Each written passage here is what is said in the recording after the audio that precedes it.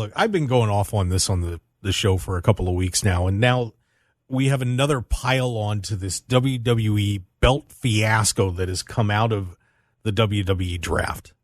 With Asuka now is the WWE Women's Champion, and I went on WWE's website. It is not linked to the old Women's Championship. The belt says WWE Undisputed Champion or Women's Champion. I've lost it at this point. I am confused. I have no idea how they're going to clean all this up.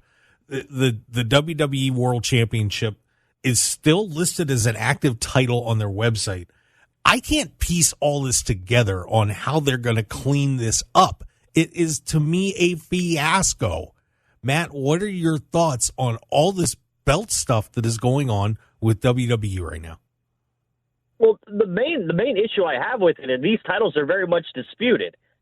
Yeah. When you have a men's world champion and a women's world champion on Raw, these titles on SmackDown cannot be undisputed. The only thing I can figure that they're doing right now, and this is WWE 101, is this is a merchandising ploy.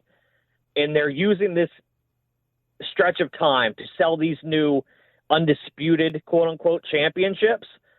And when everything works itself out, there's going to be new titles on SmackDown that don't say undisputed on them, so they can sell more titles later on this year.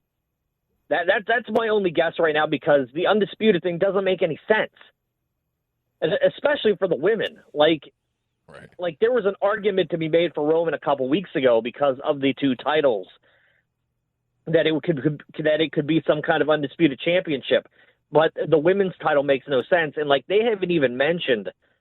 They didn't even mention on SmackDown that the title said undisputed on it, but it's right there, women's undisputed champion, right on the bottom of the title. So they need to figure out what they're doing with that, and hopefully it will be adjusted in kind in the months to come, because nobody's happy about it, Mark. I completely get where you're coming from, but I think it's a merchandising thing. That's the only thing I can assume right now. Yeah, I cannot figure out what they're trying to do with that. And the funny part is that Asuka's on SmackDown, and that was the Raw Championship. So, this is definitely a better method than swapping the titles this year. You know what? I hated that, but I almost wish they would have done it at this point. Oh no! No.